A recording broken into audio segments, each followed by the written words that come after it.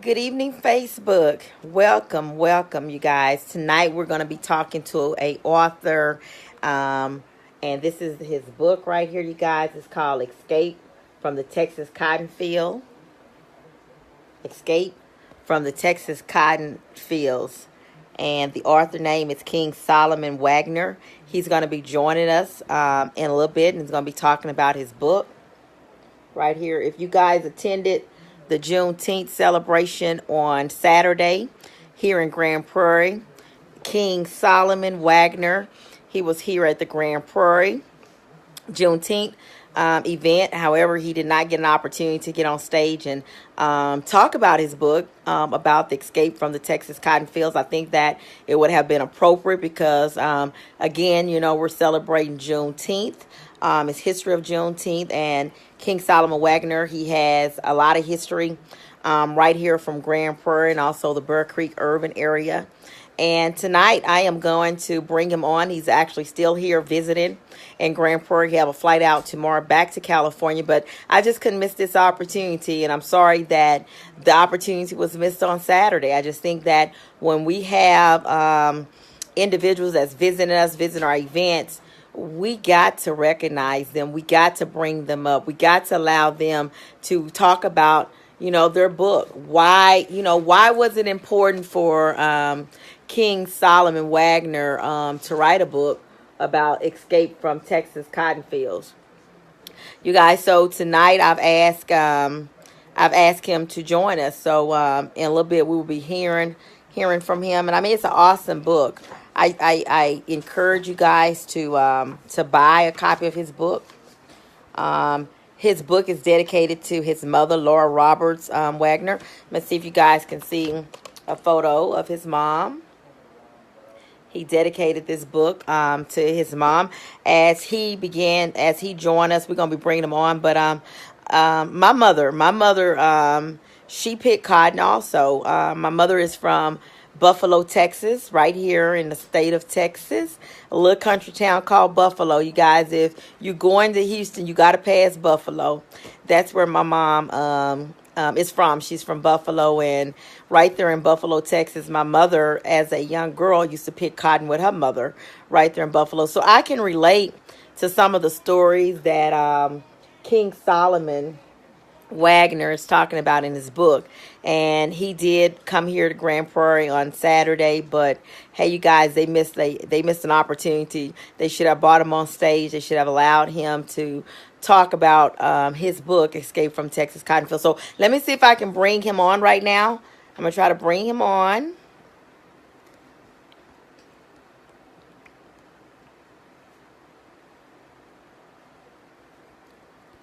And the author again is King Solomon Wagner, and we're gonna bring him on.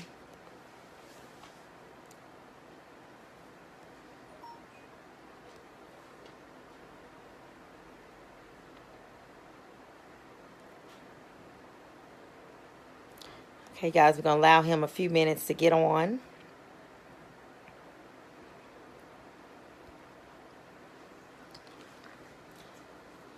How was y'all Juneteenth?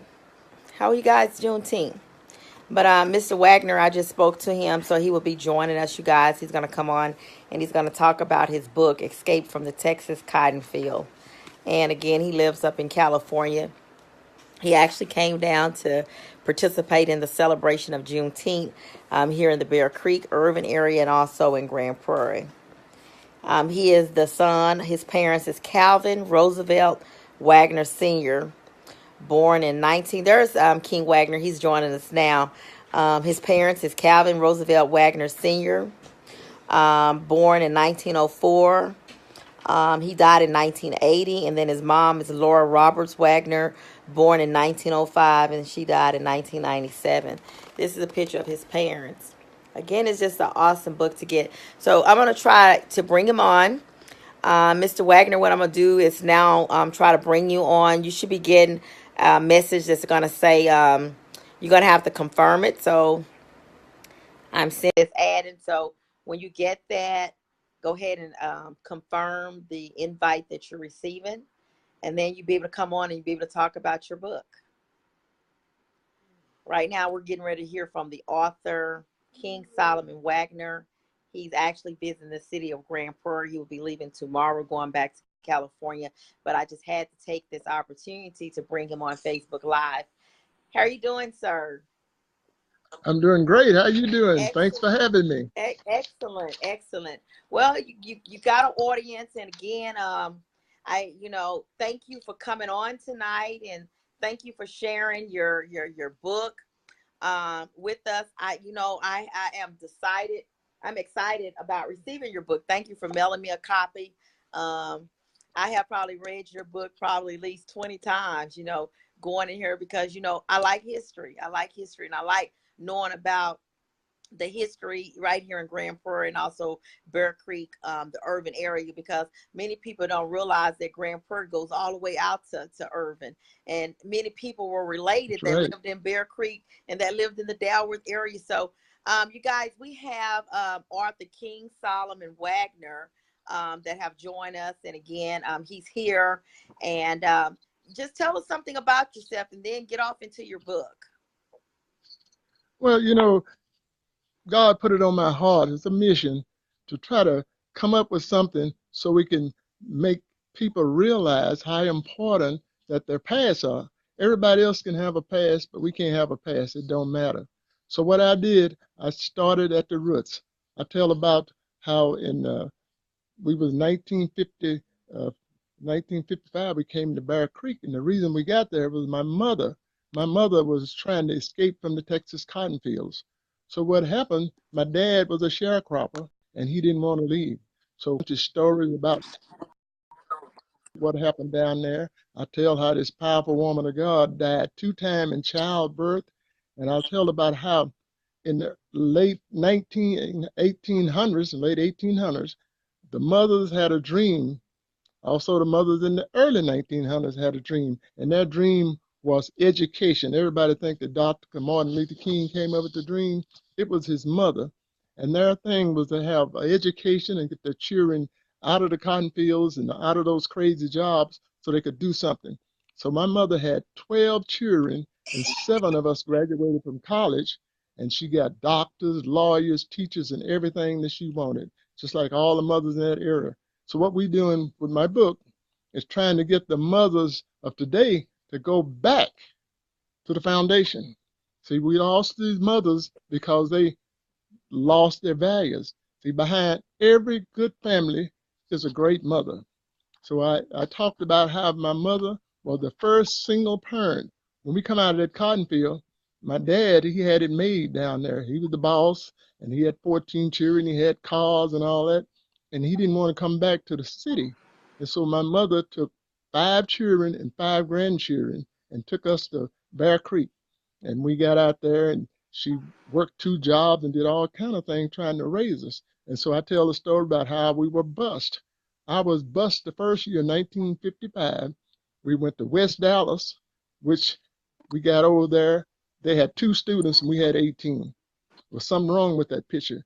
Then we'd gone all the way over into Dalworth. That was the other grade, higher than we were. And what finally happened next year, we were bused to Dalworth. We were spending 12 hours a day the first year and then 9 after that. So I tell her how we struggled through that and we made it and got out of that. And my mother was the cause. Now we talk about history. We got some great history in our family. Like I said, every family got the same history, but I was the only one that wrote it. Nobody didn't want to write the history. They holler, well, that's about your family. Guess what? That's history. I got one brother named Lucius Cleo Wagner. He was the Democratic precinct chairman there in Dallas, Texas. And he's also over the housing authority, and he had all kind of things going. And he was charged of Bishop College financial aid and everything. Had several buildings named after me, and they've torn all of them down now, and nothing written until I wrote it. I had another brother, Henry James Wagner. He helped try the first civil rights case against the Houston School District in 1974. Nobody knows this. Everybody thinking, well, somebody gonna tell it. Ain't nobody gonna tell nothing good about you. The only way is gonna be some negative. And so what we trying to do now, everybody doing their part. Like you, You are inspiration. You are doing some great work. And my job Thank is you. to let you know that I'm going to be with you and helping you. We need to support each other. That's what we've been trained for about 400 years. We don't support each other. We don't encourage each other. They call me an encourager. So that's what I do. So I'm looking to talk a little about my great grandfather. I know I'm kind of long winded. Oh, you're My great fine. You're grandfather fine. My great grandfather was the first black to have his will probated in 1910. He had 1,000 acres of land. You know, a lot of the stuff you hear people talking about their family land and all that, it's hearsay. But I'll have over 40 legal documents in this book, and it specifies all these different things they're talking about. Now, like I say, my great grandfather had that land, and I got the census reports all the way back to 1870 when they first started putting the black man name in it. And so, like I say, if you don't know where you came from, you're not going to know where you're going.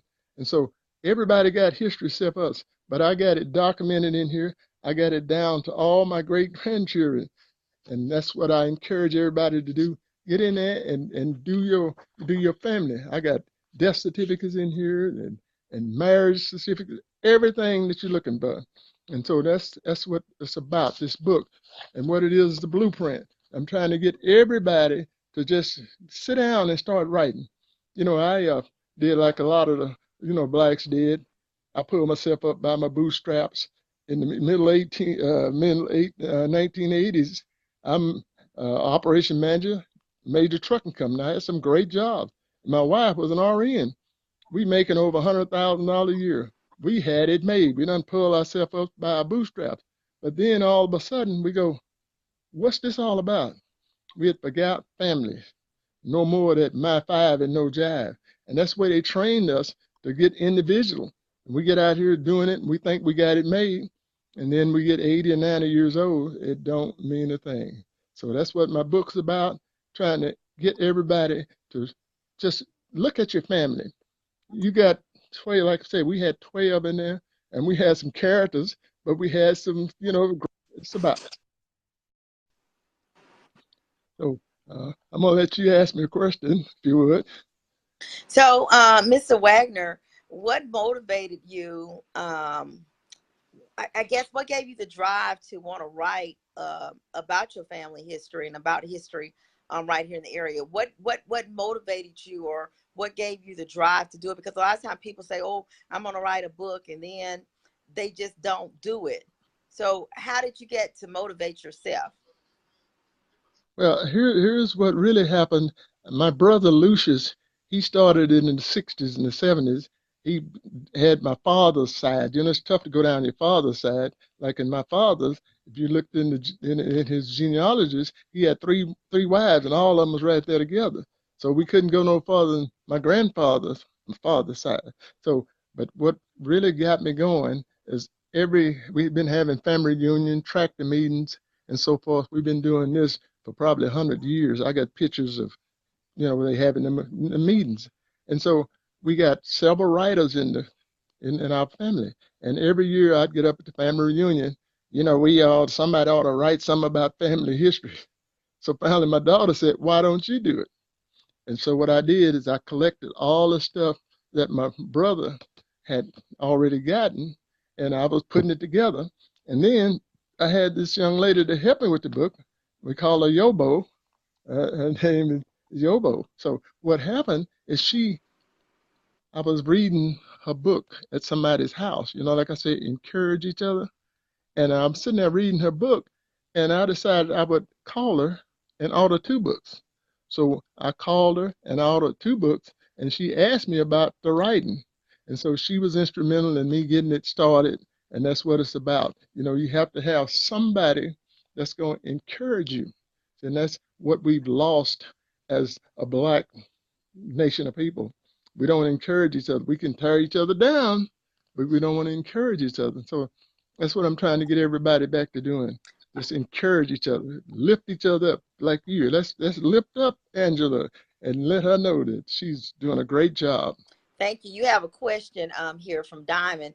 The question is, she says, "I have a question for you." She says, "I have a question for you. What do you think is wrong with some blacks who hold titles of authority and is prejudiced toward their own race? I was trying to understand exactly. Oh, the crawfish mentality. He must have known I used to go crawfishing and I had that bucket. But what happened is it's been taught to us.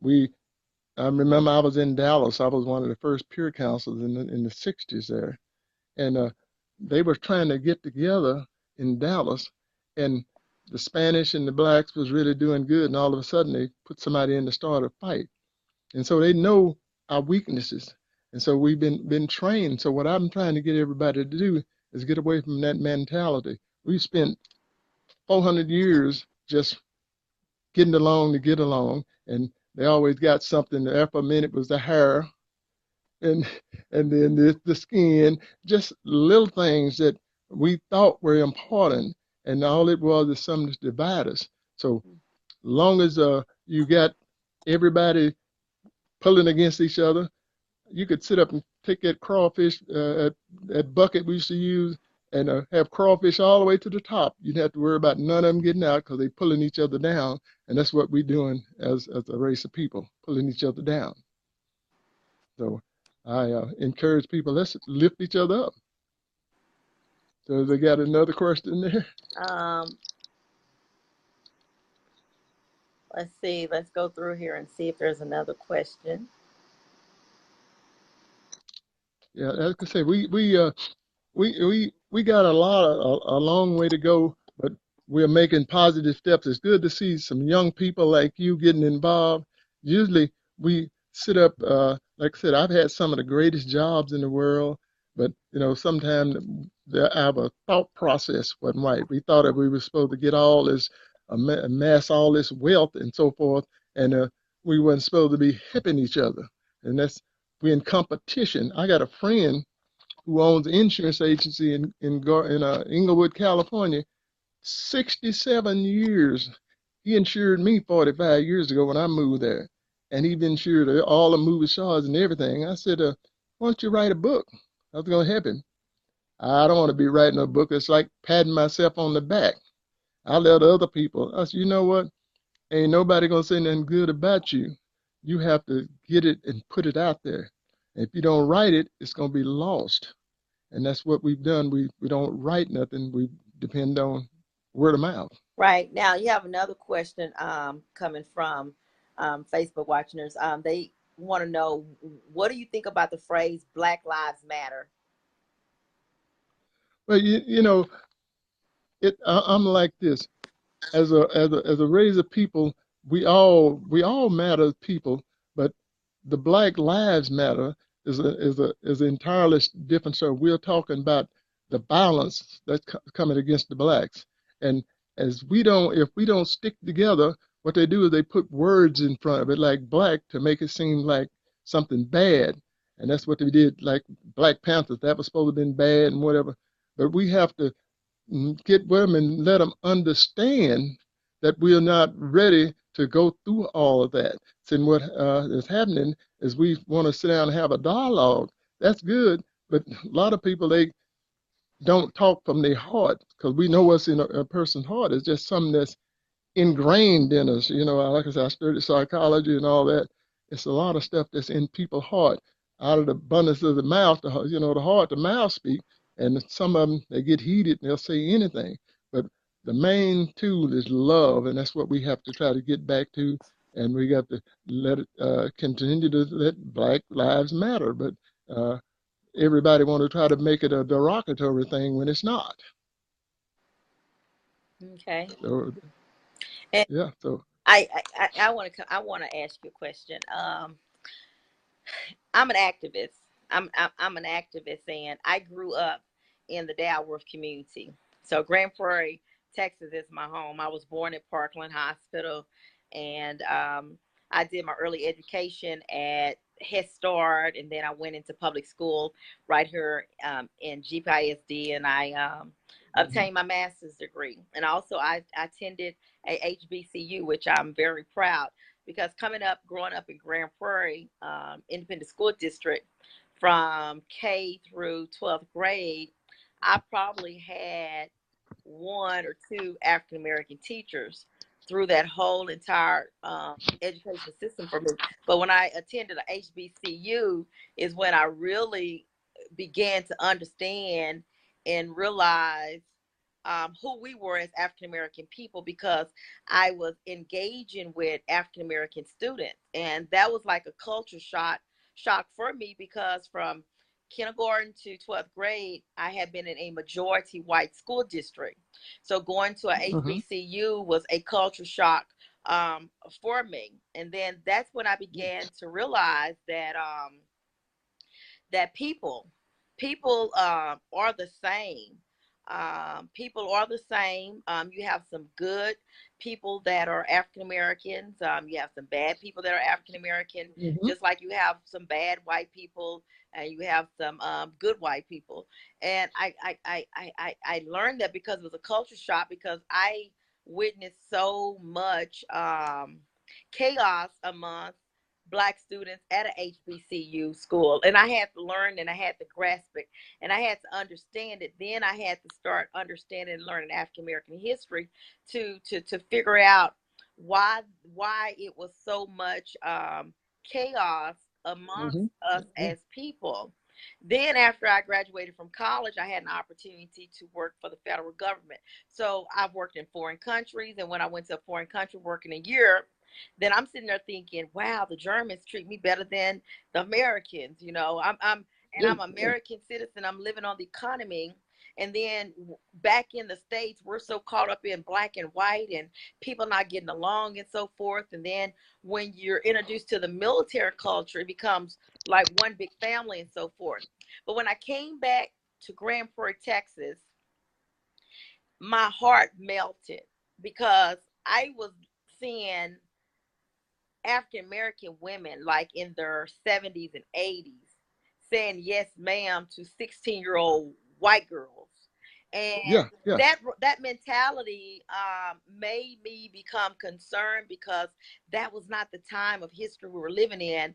And then I said, but that was the time that they understood that they had that much respect for someone because of their skin color. So for me to see an 80-year-old black woman saying yes ma'am to a yeah, 16-year-old yeah, white person, that right there melted my heart, my spirit. And I said, you know what, Angela, you got to stay here at home, because there's a yeah. lot of things that's just not right here in Grand Prairie, Texas. And you got to be that voice. You got to stand strong. And I tell you, I have been on my knees praying ever since I got back, because, you know, things, the challenges that get presented to me, the opposition, and then I sit back and I watch how people that are not African Americans, how they will use another African American to come in and create confusion against African Right, Americans right, like absolutely. myself. And that has been my toughest challenge when these situations occur.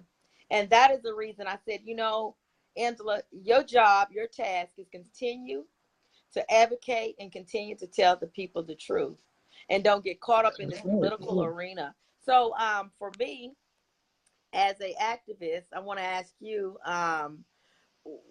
if you were speaking to African American leaders and also black preachers right here in Dalworth area, Bear Creek area, what would be some wisdom that you would share with them when it comes to standing up for things that might not be popular, but it's the right thing to do, in reference to like the shooting case that happened here in Grand Prairie of the African American disabled man that was shot more than 30 times? What would you say to those individuals?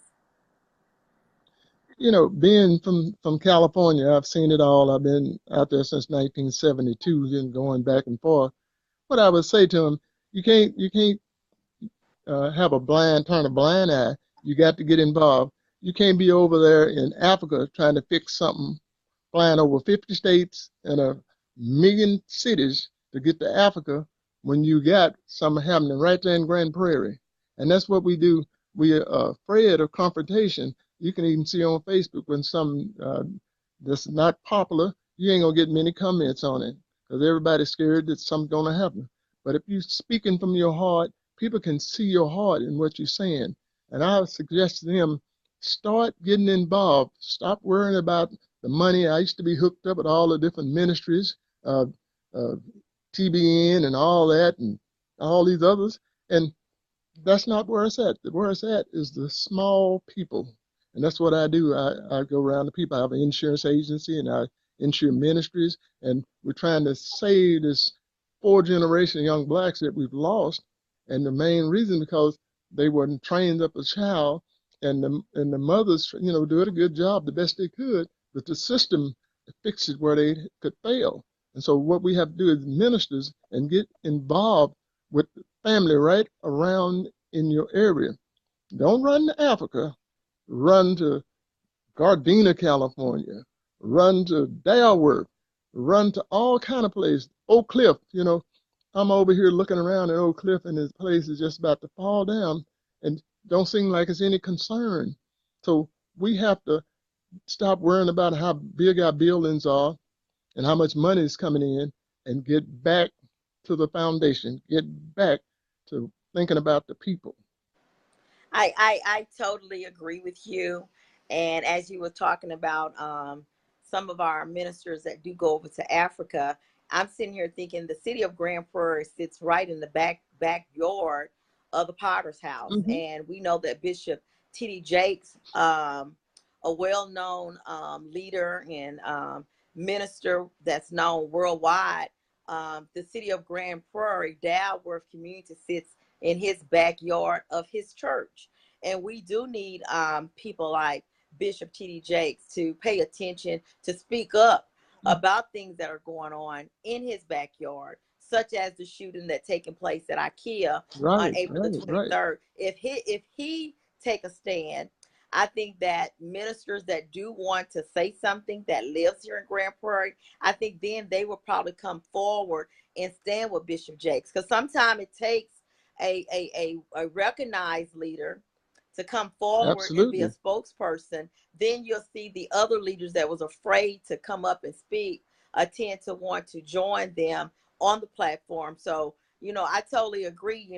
Fix what's happening here in your backyard. I mean, I understand Africa have problems and so forth like that, but we need That's ministers right. also to come in here in Grand Prairie, and we need you guys to stand with us, to lead us, and so forth. Yeah, it's a tough job trying to do something by yourself. You need support and encouragement.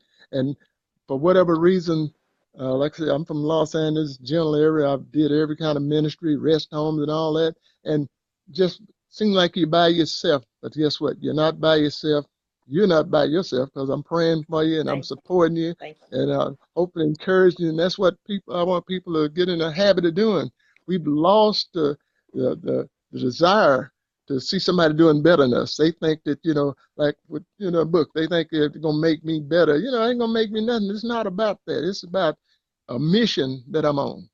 And so that's what it's about.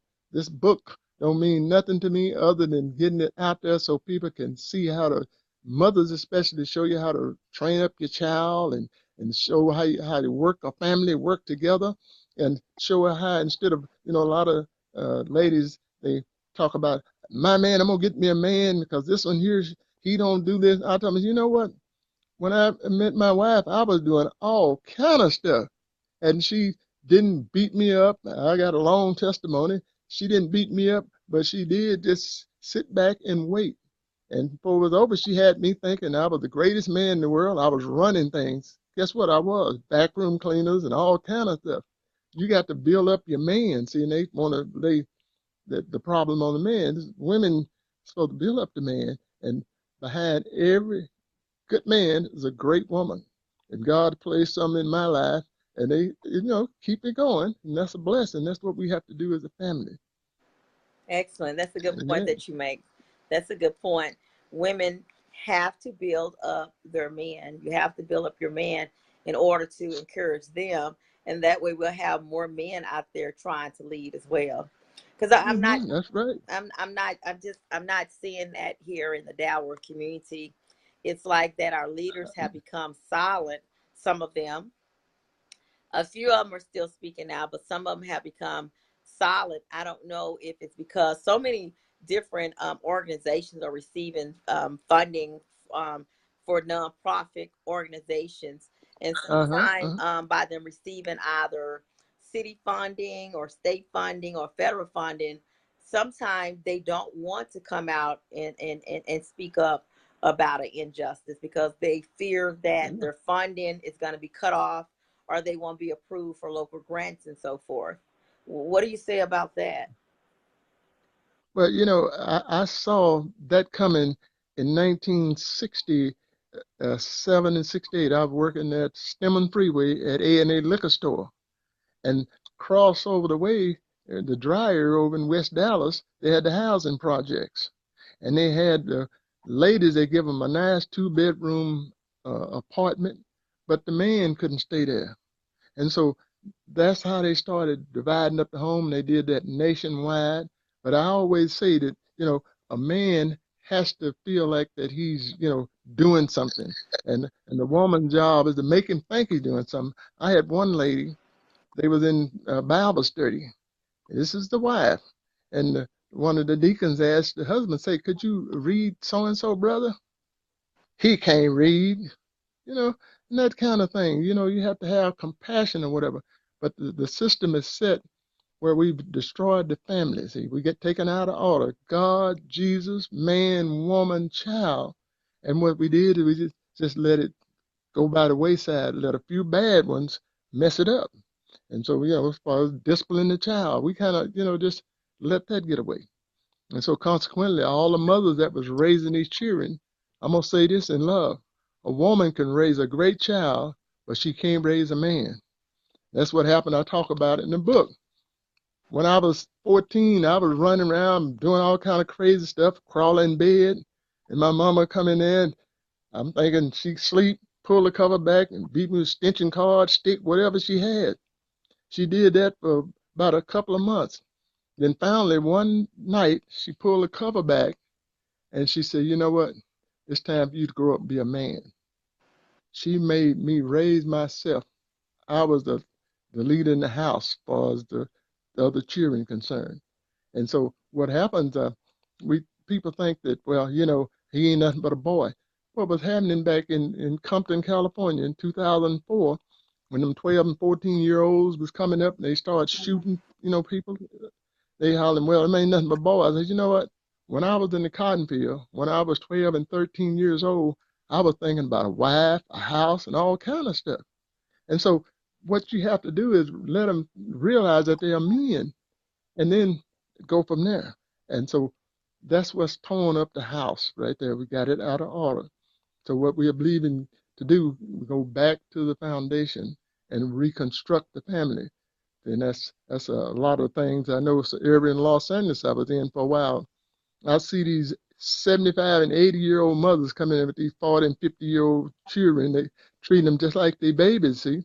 They've got on that drug and all that and just tore up the house. So mothers are tired. We need to get some ministers involved. Like I say, I have a bachelor in human services, and I got all kind of things that I do. I got ministers in rest homes. We're trying to get people back to the mark, and so that's what we're gonna have to do as a nation. We're gonna have to break some of these things that we've been trained to do. We're gonna have to break that chain and start figuring out a way to work together. That's true. Now, do you think that the United States Constitution, you think it should be rewritten, or you think there should be some amendments added to the United States Constitution? But the main thing is not the Constitution. Each family. That's what the problem is. It's not the Constitution, it's in the family. They take that Constitution, they'll twist it here and twist it there and just make general rules and things. But when you train up a child and the family's intact, you're going to have a great thing. And you have to have people in the Congress or whatever that's going to think with common sense. And I'll tell you one of the things happened in the late 70s. They started doing all these name changes and things, and then they started uh, you couldn't whip your child, and so they was calling 911. I know my son called 911, and two policemen showed up at the door just because of some other silly person beat his child. They letting it fall on everybody. And so I asked him, could I help you? He said, well, your son called and said you've been doing so and so and so and so. I said, just a minute, officer. And I called him. I say, go in there and get you a bag and put you some pants, some clothes. And these guys come to take you. They said, no, Mr. Wagner, we don't come to take him. We just want you to stop. I said, look, I'm working 12 and 14 hours a day. I'm feeding this boy and I'm clothing him. If I can't discipline him, you take him. They closed the door. Good night, Mr. Wagner.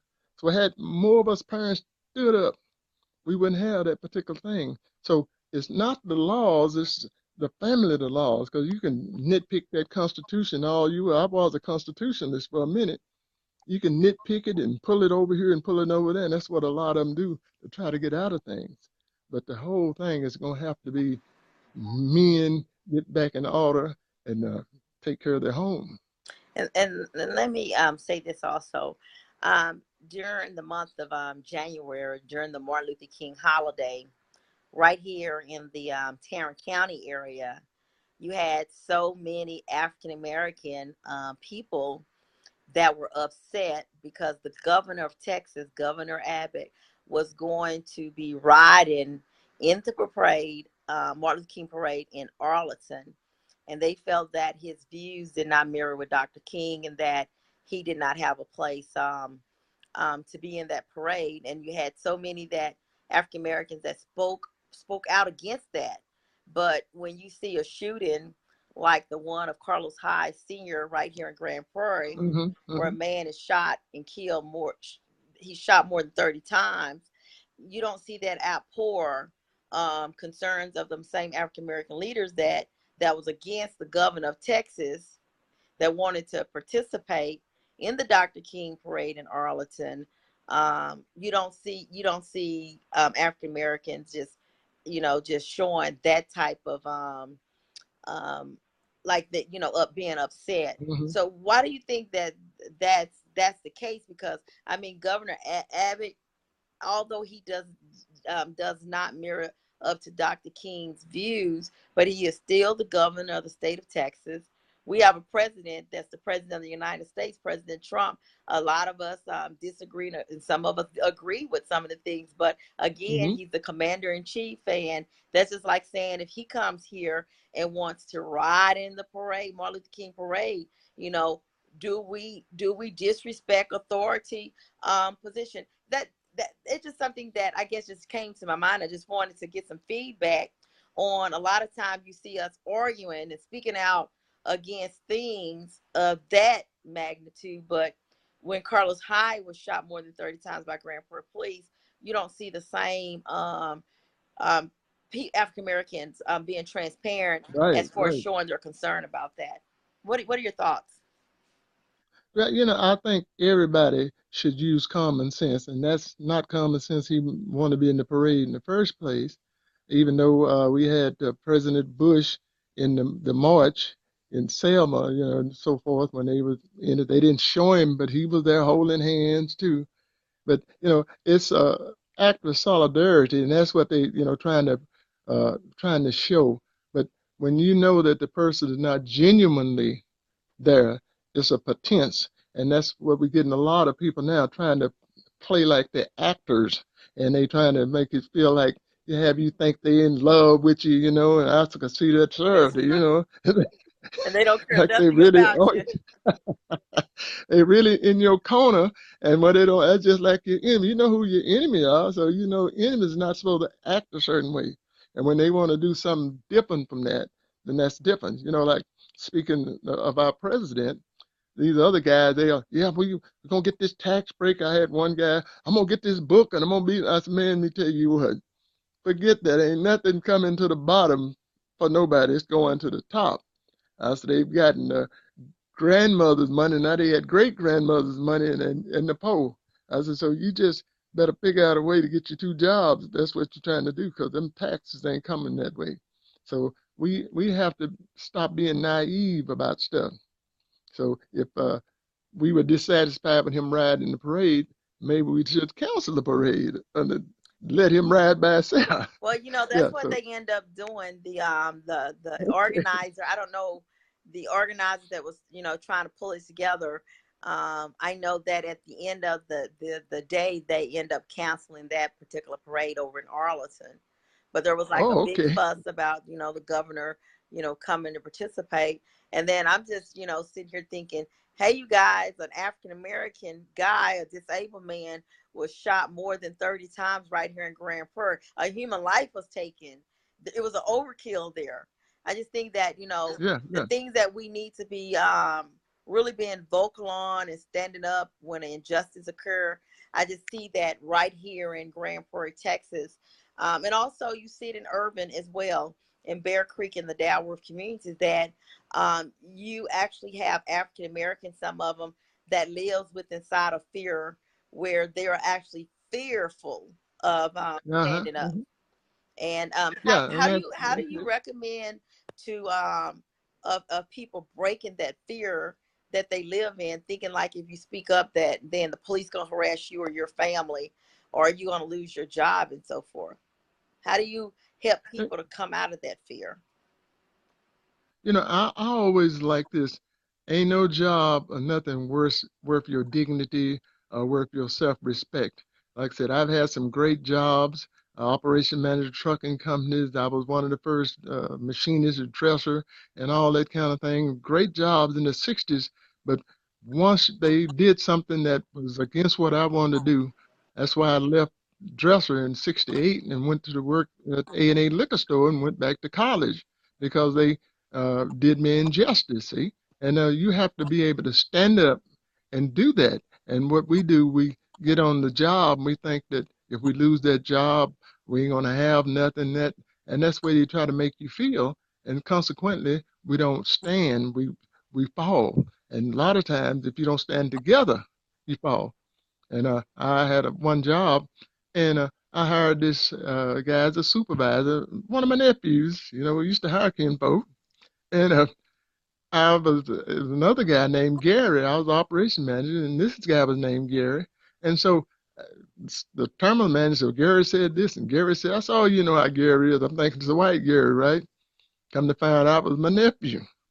So you don't have people having your back no more. Used to be if you had somebody, kinfolk or whatever on the job, they had your back. Mm.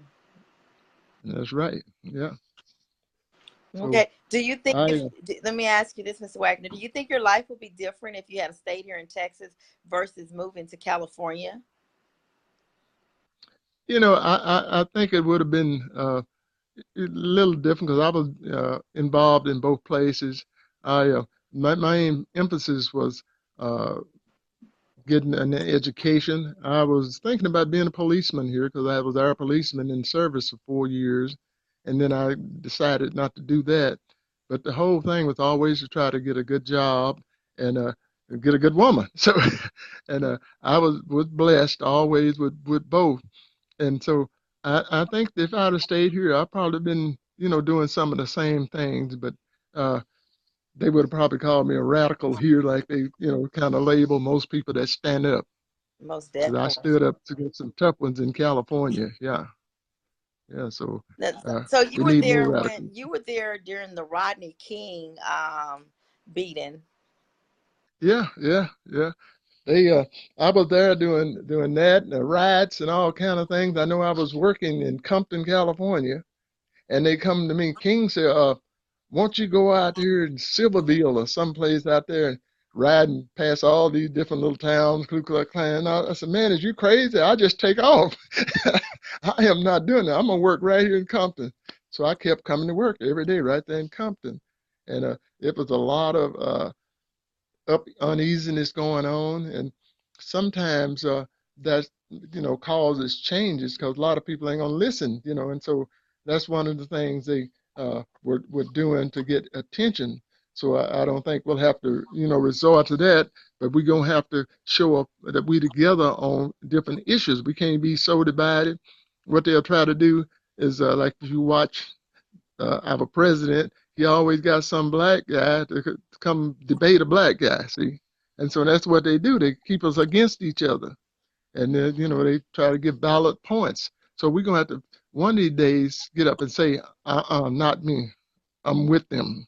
And so, and that's the same thing could have possibly happened Saturday instead of everybody, on one accord. That So, that's uh, that's that's true, and I see a lot of that right here in Grand Prairie. to where I do see minorities that will stand on the other side, even though they know Mm-hmm. that there's injustice that have taken place. They have chosen to stand on the other side. And what I'm noticing too is that right here in the city of Grand Prairie, you have a large demographics of people that are returning back home from prison, where they have a Mm-hmm. felony, to where when they come back to Grand Prairie, there are a few jobs, and many of them can't get jobs here. And so some of them are just happy to be here. Some of them are on parole, and they can't afford to stand up, because then they're afraid that the police is going to continue to harass them, or they Mm-hmm. family members will not even stand up. And then those that have a platform that has been incarcerated and that are out, I'm even taking a look at them, to where the police department is even giving them a platform, allowing them to actually be able to go out and speak about how they changed their life, and using that opportunity to even have ex-felons to be able to come out and be able to be a spokesperson. I even see that with the Republican Party. The Republican Party right here in the Dallas area is actually using people that have been incarcerated, and allowing them to have a platform with the Republican Party, actually going Mm-hmm. to Black communities and asking Black people to vote for a Republican ticket and so forth. So I Yeah. I sit there and I watch that. What is your thought on that? It goes back in the 80s. I was the operation manager over at Best Way Trucking in Compton, California. And what they were doing is they was getting all these young men, and we call them jackets, and they was, incarcerating them and whatever. And what they did, they had a fear. And so those young men, they couldn't get no jobs, they couldn't do anything. And so that's what they do. They took out the young men. And so that's what they doing now. They coming up with these quote unquote jobs, some to try to keep them subservient to them. And so instead of, giving them jobs and leaving them alone, but they got this, thing over their head. They ready to, they throw them under the bus when they get ready.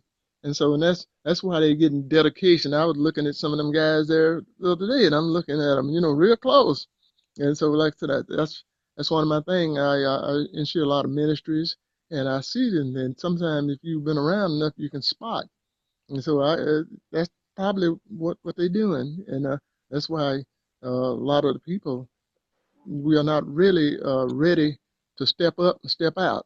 And I'm gonna say this in love: we don't really have a black man now that's you know over nothing. Every one of them that try to rise, they get thrown under the bus. And just like it was in the 30s and 40s, our leaders are women.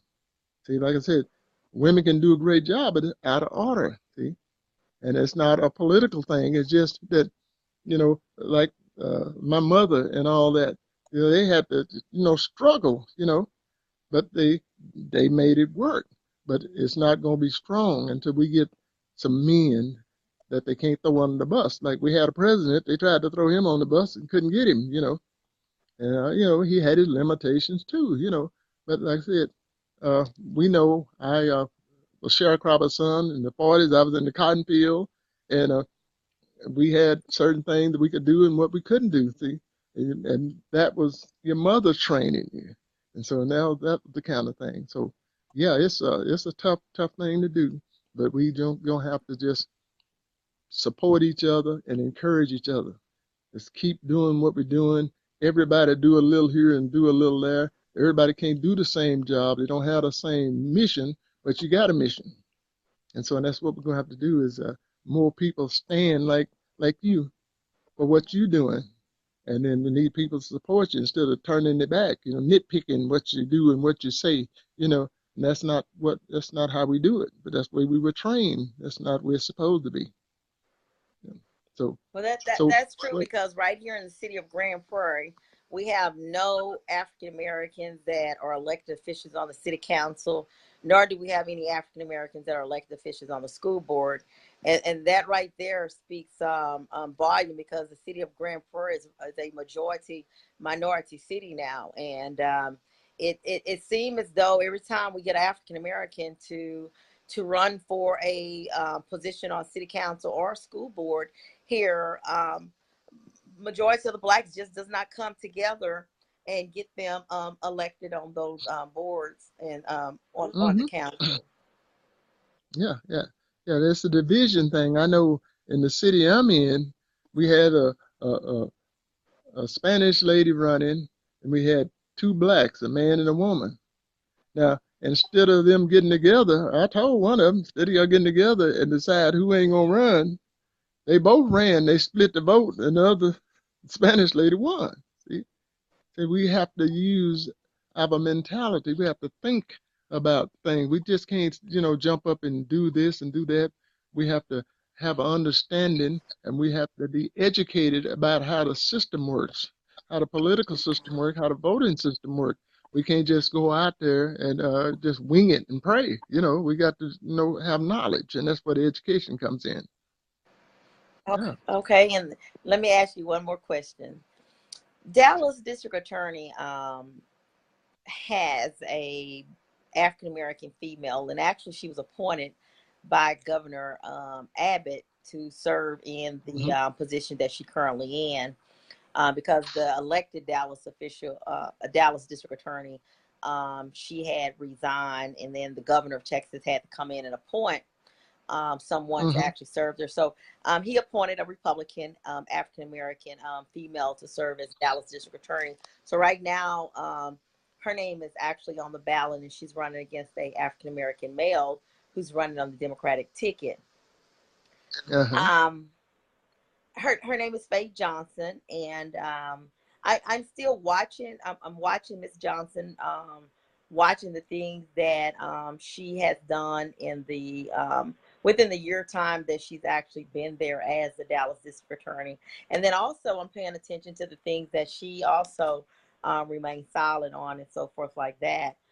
When you see a Republican governor, out of all the Republicans that he could have appointed to serve as the Dallas District Attorney, he chose a black female to actually be the Dallas District Attorney. What is your thought process on that move that the governor of Texas made by appointing the Dallas District Attorney as a African American female? Because he could have appointed a white male or a white female, but he Hmm. chose to appoint a black female. Do you care to comment on that? Oh, yeah, I think it's this way. You know, people are party law, and he figured by putting the black lady in there, she's gonna vote Republican on everything, and so he was safe by doing that. And he know that some people are not gonna go against the grain. He scouted her and probably looked at her past and how she been operating, because it wasn't just an overnight thing. I'm quite sure he had took a look at her, and he knew that he could depend on her, just like we had a president have a lady like that. You can depend on, and so that's what it's about. But she, like I said, I don't know her. And my brother Lucius is not around anymore. If he was around, I could find out something, because he was the Democratic precinct chairman for the Dallas area. And but yeah, I think it's just that he knew where she would go. You ever had somebody so loyal to you, you know what they're gonna do. You know their every move. And I think that's where he made sure that she understood that. I'm quite sure he went over with that over her, with that over and over. And so that was probably the reason. Yeah. So you have to have certain people you can depend on, like some of the stuff that's happening now with the congressmen and whatever. I think if there's some of them, they told them to go run out there in front of a train, they take off. So that's Okay, and that's then your that's what it thought. do. What was? How did it feel? First of all, to be back here, um, home, going to Bear Creek, coming to Dalworth community, and tell us about your experiences at the Juneteenth over in Dalworth and also Bear Creek. What would you strongly recommend the organizers, the people that actually put these events together, if you could actually be able to give some feedback back to the city of Grand Prairie, to the organizer, um, to share with us on some things that you think that that both cities could actually probably improve on um, when putting Juneteenth celebrations together? Well, like I said, I'd be more, have more music concerning the 19th of June, Juneteenth. That's what it's about. And that was a holiday that at one time we stopped everything we had going and did that. We wouldn't want to be doing all these other things, some of the things they were doing, some of the music or whatever. Just concentrate everything on the 19th of June, even though what happens is everybody want to say, well, that was a long time ago. That don't mean nothing and whatever. But that was our only true holiday. We tell the story in the book. Me and my brother, I had a wagon and a goat, and I put him in that wagon because he couldn't walk. And we had that goat, and we pulled around having fun. But 2 weeks before the 19th of June, my dad would take our goat and put him up on the wire, and we cried and cried and cried. But then when they got through with that barbecue goat, we sit there and ate like everybody. So what you have to do is just realize how important that holiday was to everybody, instead of trying to come up with this and come up with that. And we got some great heritage. We got some great Black history. Dr. Martin Luther King, Lucius Wagner, Henry Wagner, and Jack Jones, and everybody contributed to that. And we're gonna have to make it important to our children. See, and we shouldn't be having a role model, somebody over here. We got Black role models. Let's do that. Build them up to the tear them down. And so that's my thing about the 19th of June, and in both places. Both of them had a nice, get together, food. I know at Urban they had some In and Out Burger, and it was nice. And like I said, the whole atmosphere. What I felt is that we as a people wasn't really into it. If you got people out there doing something, you're supposed to support each other. And that's where it was looking to me. And maybe next time they can figure out a way to encourage people to come out, not just looking to get the food and whatever, and it's coming out to have a good time. So that's what it's about. Well, thank you. You guys, you have been listening to Arthur King Solomon Wagner. Again, he wrote the book Escape from the Texas Cotton Fields. And Mr. Wagner, again, he's currently right now in Grand Prairie, Texas. He lives in California. He have a flight out of Texas tomorrow, headed back to California. And I'm just so excited to be able to bring him on Angela's Facebook Live discussion. That's what it's about. Um, Educating the community and actually bringing on people that are actually doing something. Again, can you tell them how they can order your book? I see a lot of comments saying, how can we get a copy of your book? Okay, first place you can go to my Facebook page, King Wagner, just King Wagner. I'm on Facebook, and you can scroll down, and a copy of my book will show. You click on the book, it'll open up and let you preview it and buy it. Also, you can go to Amazon, put in Escape from the Texas Cotton Fields or King Solomon Wagner, and it'll come up. Or if you want an autograph copy, you can call this number, 424-232-3822. And And I'll be glad to rush one out to you. I was looking at the book right here. I see that one of your teachers, one of your teachers was Miss Sally Moore.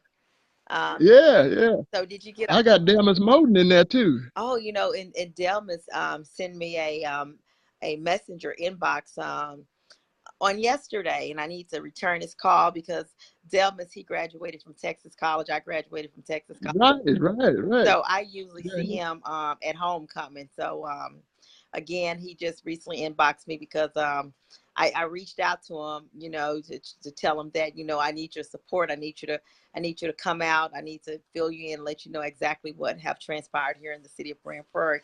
But I was looking through here and I see the Roberts family photo, the Wagner all family kind of beautiful photo. photos. I mean, you just have a lot of great Yeah, information and family right, photos, right. pictures in here. And I'm just like, really just like, impressed with it. Here's another picture of the Wagner family photos right here.